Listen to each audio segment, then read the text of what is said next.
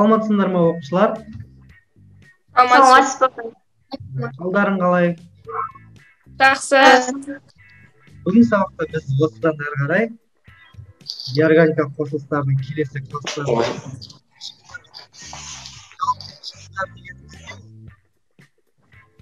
қалай ойлайсыңдар? Қышқылдарға қандай қосылыстар жатады? Осыған дейінгі шығарған есептерімізге байланысты. Көмір қышқылы. Азот қышқылы, күкірт қышқылы.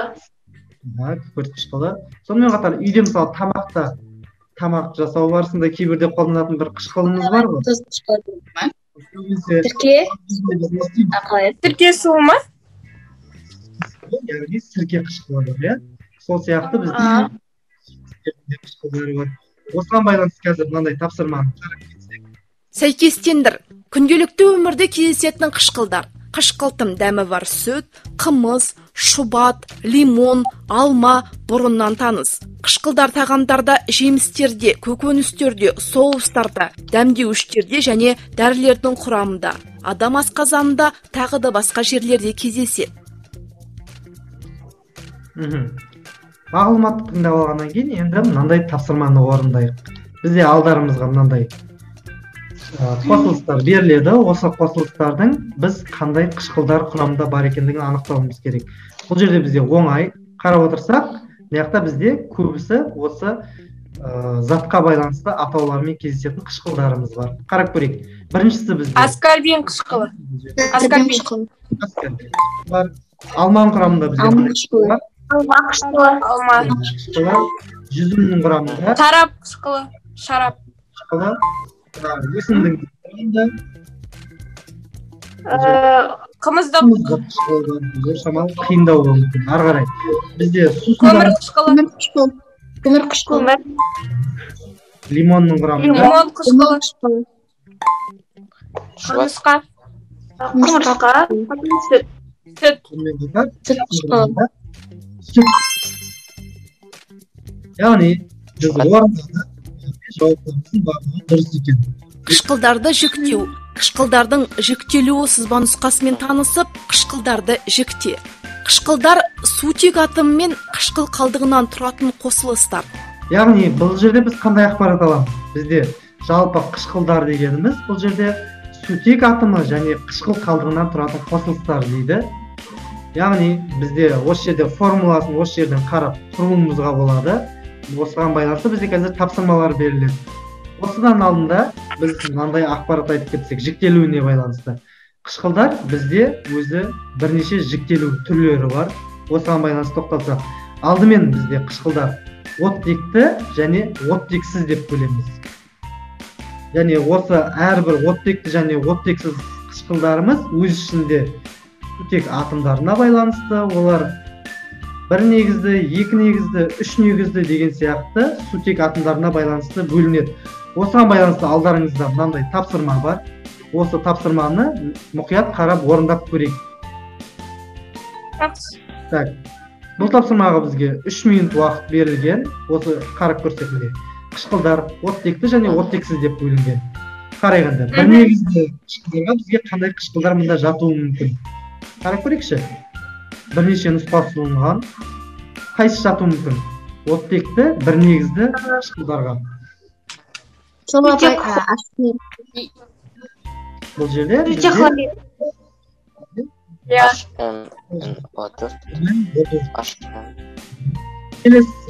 дәл осы бір негізді. Бұл жерде қайсысы жатады?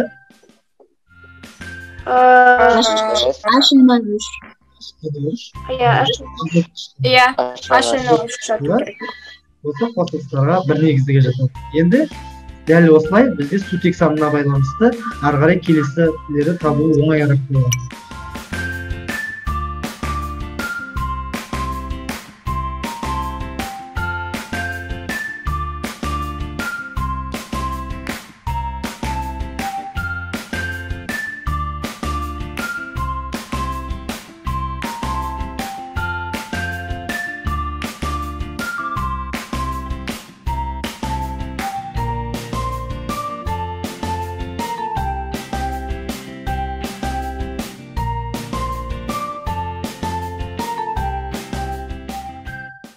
терминдер мен реакция теңдеулерін қозғай отырып сәйкестендір. Көптеген қышқылдар суда жақсы ерейді. Олардың ерітінділері қышқылтым дәмі бар күйдіргіш болып келеді. Қышқыл ерітіндісін анықтау үшін индикаторлар қолданылады. Яғни бұл жерде біз алдымен қазір кітаптан қарап, бұл жерде осы индикаторларымызда қышқылдардың қандай түс беретінін қарауымыз керек, иә? 1 минут осы уақытты қарап алайық. Осыны қарап алғаннан кейін ары қарай осы тапсырмаға көшеміз. Жарайды, олай болса, біз тапсырмаға көшейік мына жерде. Қарайық, бізде мынандай тағы да 3 минут уақытта мына қосылыстарды анықтауымыз керек. Бізде лакмустағы қышқыл бізде қандай түсте болады? Қызыл. Қызыл. Одан кейін финалсталин Түссіз. болады. Қызғылт. Оранж. Қызғылт. Бейтараптағы 2HNO іште басталатын. бізде қышқылға Кальций, OH2, иә. Потом H2O SO4 деп басталатын. Тоже. Қалғаны солай қалады. Бұған сутек қосамыз. Осылайынан қарап тексеріп көрсек болады. Бәрі дұрыс екен. Дұрыс. Өте жақсы. Келесі тапсырмада осы химиялық қосылыстар ішінде қышқылдарымыздың химиялық қасиеттерін қарастыратын боламыз. Бұл жерде бізге реакциялар беріледі. Осы реакцияларда біз осы екі зат қосылған кезде түзілген өнімдерді анықтауымыз қажет. Реакция теңдеуін құрастыр. Сәйкес формулаларды таңдай отырып, реакцияны құрастыр және қышқылдың аталуын анықта. Көптеген қышқылдар суда жақсы ерейді. Олардың ерітінділері қышқылтым дәмі бар күйдіргіш болып келеді. Қышқыл ерітіндісін анықтау үшін индикаторлар қолданылады. Олай болса, тапсырмаға көшейік. Қарайық, бізде біріншісінде мыс оксидіне азот қышқылы қосылып тұр. Нәтижесінде бізде қандай өнімдер түзіледі екен, соны қарайық. Так, біріншісі бізде қайсысы? Төртіншісі. Ой, иә. Онымен қатар қандай өнім табылады? Су. H2O. Су, иә, су. Су. Сутек, бірінші қосылысымыз. А. Келесі қосылысымызды қарайық. Жерде, Қайсысы екен? Қарайық. алюминий хлориді. Алюминий. Екінші тұрған. Просто өтінік. Ой, сутек. Сутек. Төртіншісі. Келесі реакцияны көшейік.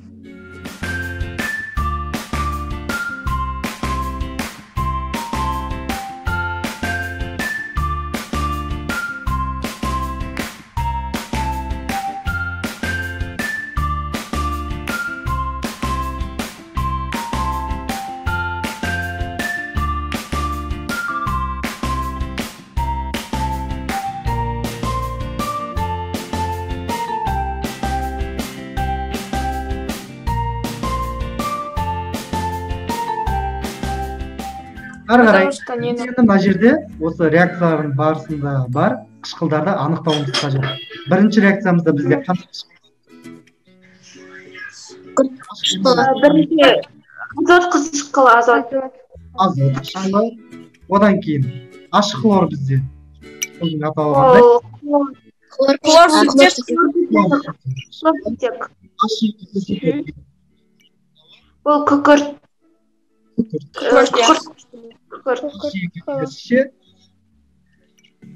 Ол күкіртсутек қышқылы. Ол фосфор. Ортофосфор.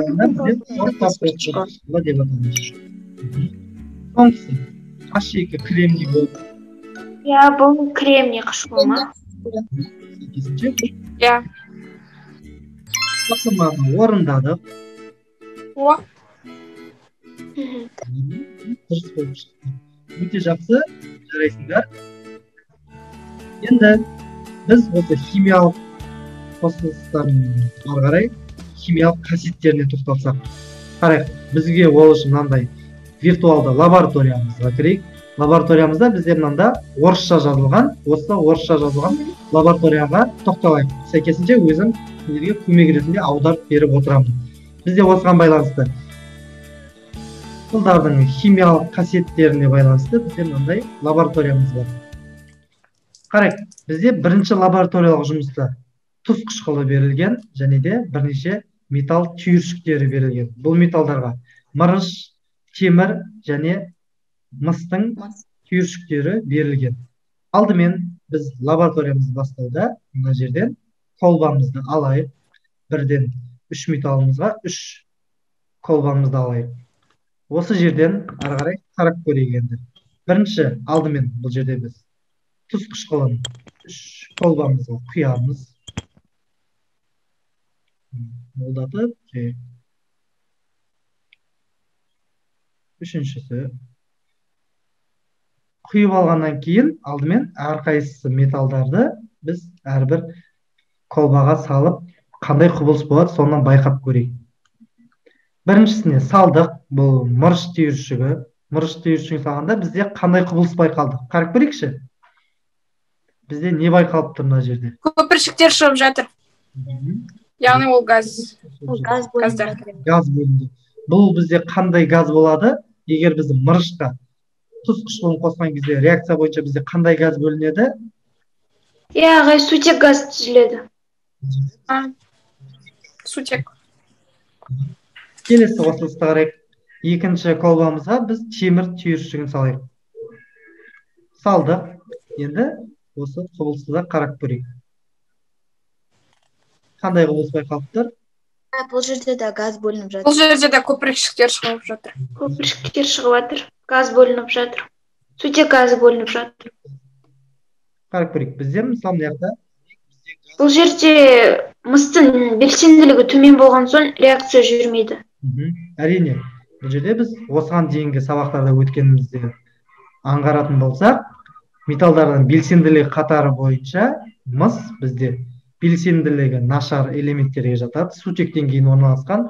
Сол себепті ол тікелей тұз қышқылымен әрекеттескен кезде мыстың өзі ол кезде сутекті ығыстыра алмайды. Сол себепті бізде газ бөлінбейді екен. Келесінде бізде бұл жерде енді осы мысал ретінде берілген тұз қышқылының әртүрлі индикаторларда қандай түске өзгеретінін көрсетуімізге болады. Үшеуін алайық. Жаңағыдай үшеуін алып, үшеуіне біз тұз қышқылын алдымен құяйық, сосын үш түрлі индикаторымызды тамызайық. Енді біріншісі бізде метил оранж. Метил оранж ол қышқылға қосылған кезде қандай Қызғылт түс береді. Түске боялады. Қызғылт.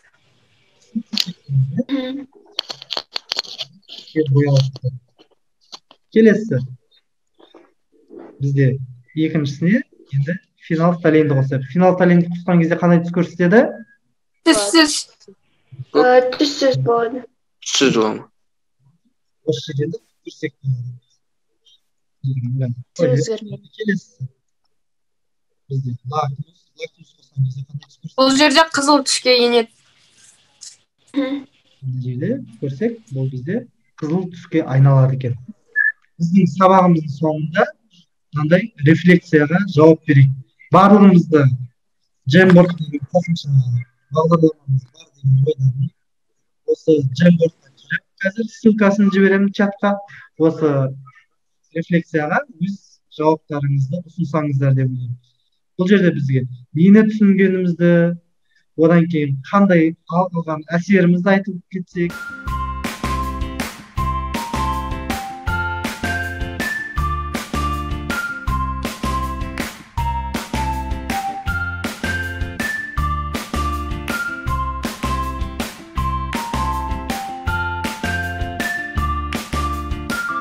Жарайды, олай болса оқушылар, бүгінгі сабақ сіздерге өте пайдалы болған шығар деген ойдамын. Бүгінгі сабағымыз аяқталды. Барлықтарыңызға қатысқандарыңызға көп рахмет. Сау болыңыздар.